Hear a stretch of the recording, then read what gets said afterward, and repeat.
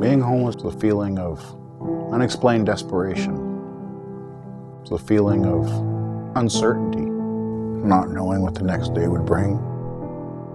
I constantly wondered what would happen to my children and myself. I don't know where I would be today without my life experience within Vine Maple Place.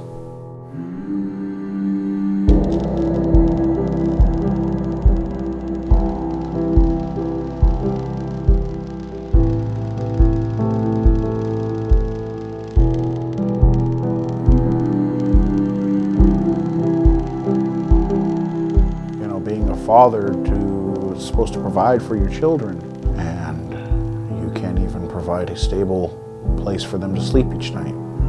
Well, first we lived with my aunt and uncle, and then we got kicked out of there, so we stayed at a friend's house. We had to be in motels, get snuck into motels, and that was scary. It was just a matter of finding where we were going to sleep that night.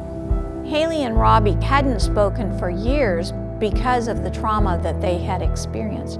Having children that didn't speak was extremely difficult. Struggling with the understanding of why they don't speak, struggling with encouraging them every day to speak.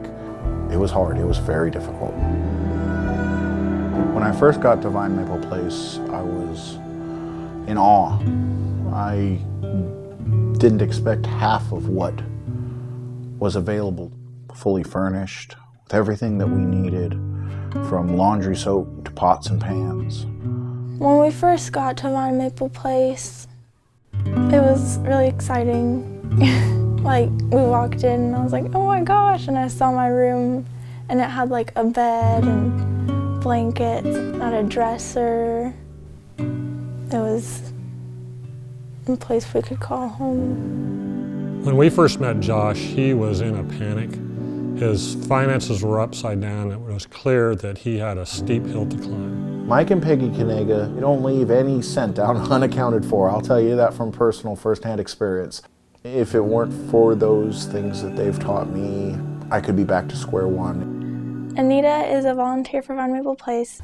At first, we were supposed to just do horseback riding, but we ended up doing a lot more than that. I really thought we were working on social skills because she tended to keep her head down or would just point on the menu. What Vine Maple Place did for me and my family was help my dad get back on his feet, get a job, go to school. I took the opportunity to be reschooled when I was a resident of Vine Maple Place. I chose to explore the career of welding. When I'm welding, it's a tremendous sense of peace. When you're under that hood, it's just you and your thoughts. I've worked to master my trade, and it feels good. Haley slowly came to speaking. The first time I heard her voice, I just cried. It was so wonderful. She sings in the choir at school, and for graduation, she's gonna do a solo. She's even doing some modeling for the photography studio downtown. She's just growing in confidence in the way she's expressing herself. I just love to see her happy. When Robbie started speaking, it was all of a sudden, here I am, boom, out loud and to the world. I was the first person he talked to.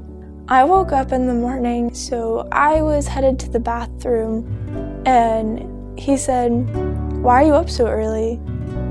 I didn't know what to do, so I ran into the bathroom and I shut the door. And I broke down crying. By the time Josh left the program, he was financially ready to take care of his family. Josh is now happily married, has a new stepdaughter. I'd say it's like they have a real family, and they do real family things. They'll do family activities together. To continue to grow and love each other as a family, that's what's in store for our family. And joy. Lots of joy.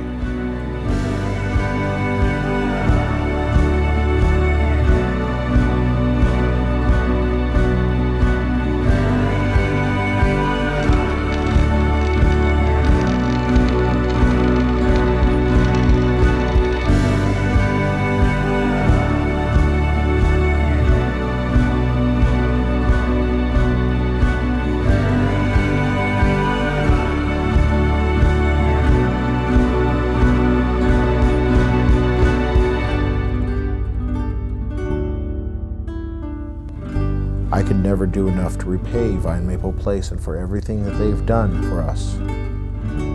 They've given a second chance to myself and my children.